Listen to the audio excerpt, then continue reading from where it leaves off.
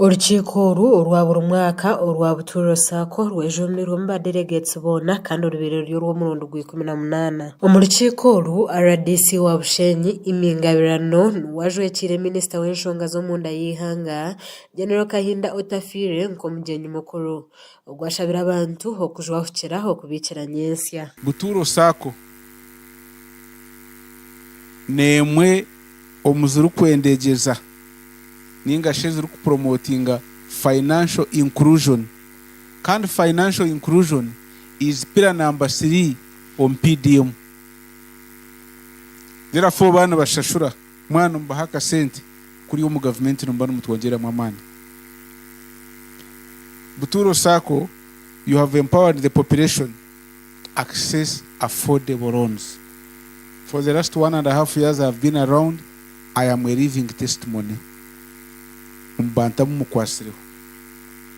The message I have from the Honorable Minister is that abantu ba Bushenyi n'abantu bona savers and promoters of Buturo, let's emphasize the culture of saving.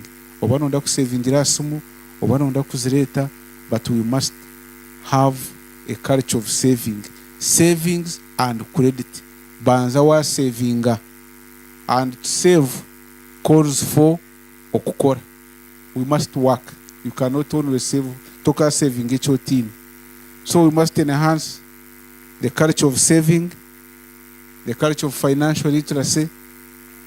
Na rebaho wajangu yabona ka sente aku commissioner yamuha ati ninza kuguraho akanyama. Nangwa nakutukavi. Abantu bagure ibintu byindi nakona akanyama tukabikonka. Wanaoza kugira ukiniza kubika w'ikishatu utikiye ibintu mbone gukora ki kugira iki nakora.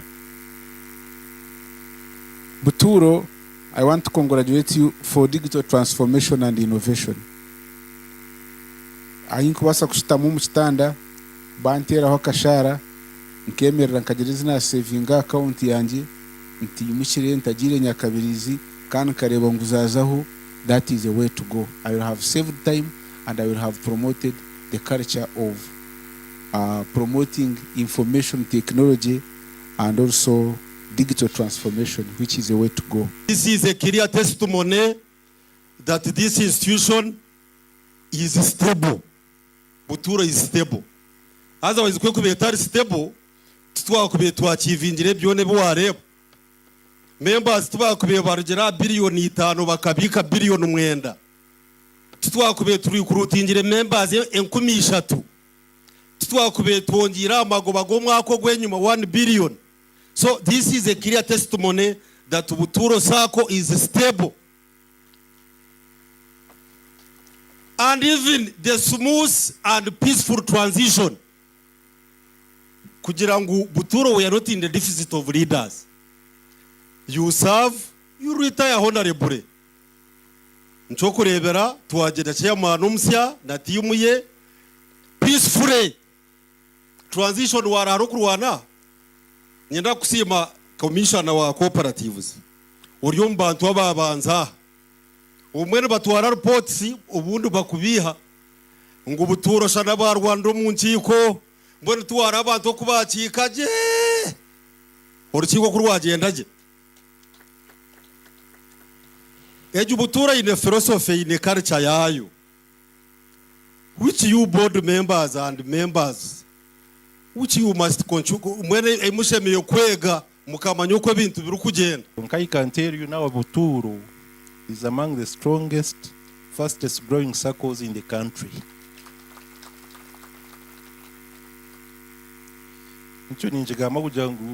Because I know what I'm saying.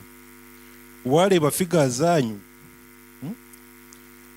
there are very few circles kujangu noruga percentage increase of savings of 62%. Kujangu your savings to increase by how many, which percentage? 62, not 10. You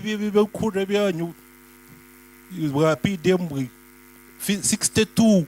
Aba bongere bashobora mwaha bintu hebicikirize yo kuretera Sacco zagwa. Through salary research, because a number of cooperatives ezabeze ryaha zikazugwire ezimwe zibira abantu. The foundation then and the board bajankat conducting research, and we see what kills circles in this country. I may not go into details, but we came up with 3 things, 3 enemies of circles. 1, bad governance. Tukashanga poor governance umpikuita circle erumu. Run default as number 2, and fraud. Buri yemwe tukagiteraho kutwakubasa kujimitigating. On the issue of governance, no twaje katugere pillars. That's why this institution has the patron. That's why you have the founders forum, which is the foundation body of this institution. That's why we have the promoters, major for capitalization. That's why we have the elders. In fact, abarasa vinjira body abatija mu rukiko naza kuba ari umuntu nkomwe konkana n'abantu nkomu wabura ayina apology. Ebyo natebikoho by accident. Governance. Mumpirire obwebembezi, good governance. Don't try to shake the foundation. Kuma shanje foundation ya buture ni yeji mugereke nko kwekozereki. Ni yejo. It's working for them, it's working for you. It's working for everybody. Si utargiwa aruga ngu yatito no tutoriya bashema.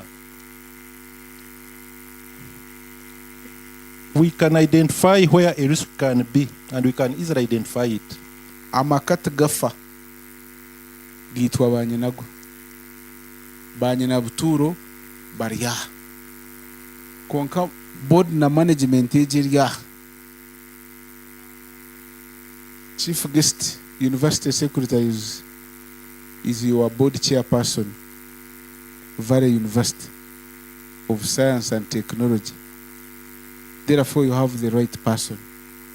When I ask kujuza buturo,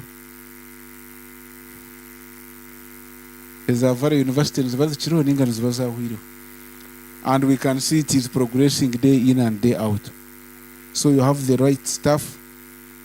I was sharing with you how one of the circles in Rukunjiri, the manager connived with the loans, and the chairman of the circle, they pressed fake agreements. Esente za rugamu kutwagire kuza kukwata tukatwine kukwata abandi bakabirikire, and the rest is history twasigaza ikizimba. Imingabirano ihanangiriza abantu okwehara kafuna wahago kubane kubahezaho n'ebintu byabo. Other than financial discipline, for the last 1.5 years in Bushenyi, I have a problem and I need a solution from this gathering. The solution is in the word called kafuna. Kwa kuzisha kabushenyi wale wariho mobile money, why insisting kuti nyenda kafuna? You worship the mayor, you are my witness. In less than 30 minutes namba mwakoze rendagano naguza utwara hariya bataho umukono miliyoni mu buhandika miliyoni 3, and the rest is history. I have a challenge in office. We are having a challenge because of kafuna. And I want to appeal to the media and the population. Abantu ba Bushenyi kafuna murekebe giyabagiga munonga bakubasa kuzumbi y'ibizimbe no kuzanisa sente konkitwa bakirya hansi. We come to Buturo Sako, we go to PDM, imbabazi tumariraho tugume twino businge tureke kubura kurara mu maka because of kafuna. It is also part of financial indiscipline and lack of financial education. Aha mukoro ogu habireho okutandikaho program ya quick loan okurabira hari mobile money na no kuronda ba member basya abarije kubanu bebembera sakeji kandi aba bashabirwe okuba besigwa kandi bakaba abanyamazima obutenda kugwisa sako. Since launch, the SACCO has mobilized deposits, money coming through mobile banking of over 20 billion shillings. And I would like to thank the SACCO for that. In terms of disbursements and withdrawals, since launch, 4.8 billion. Last year in 2025, the SACCO mobilized collections or deposits through mobile banking of 6.8 billion and withdrawals of 1.6 billion. And I would like to commend the SACCO for such great work. We have actually seen a lot of growth and progress in the last 12 months for the mobile banking service. It is now officially launched. Guest of honor has signed first. Now chief guest is also signing. Mwebare Munonga, patron, please sign. Yes, it is now launched. You can as well start now. Use your phones to get quick loans immediately. Abebembezi ba SACCO barigireyo batebekanisa hebirabo ebirumu za gasi ahari abo ba memba babo abatwire nibabekana buturo SACCO okumara obwire buringwa kandi zimwe aha nshonga zo kuhabanta abagasi no kwenda kwinegeze hururu yo kukoma ebyobuhangwa bakanekeraho kutema emiti. So akanyamuhanga John Gibbs webare kugura emigabo council. Congratulations council. Ryan. Then branch ya Nyakabirizi Mr. Wamwine Henry mwaguzire emigabo yo kusingayo. Branch ya Nyakabirizi Treasurer Arahi. Mr. Chief Guest and Guest of Honor Bamwine Henry aguzire emigabo minjo mu branch ya Nyakabirizi kandi ombanta baguzire emigabo no overall winner. SACCO ya buturo erozire chairman wa board omusya kandi ogu nijana nimube hamwe ogu n'abakakiiko nibo barayebembere SACCO egi okushikiriza ebiroto byayo. As far as I know, the board is charged with, in broad terms, 4 things: leadership, guidance, support, and strategic direction. We'll do this to make sure that we better the performance of the institution, we grow its asset base, we increase on the share capital, we increase on the savings culture, attract more members, and it's all our responsibility. Internally, we'll focus on service delivery improvement and embracing digital transformation in the different platforms that we have and also that we'll bring on board in the coming years. Buturo SACCO hina mataji hagarumwe yambara kashenshero cha Bujimbi Nyakabirizi hamwe na Bikurungu. Kaga abagizire ngo kintu abatandikire de baketa ababandi atasigare ho mugaga.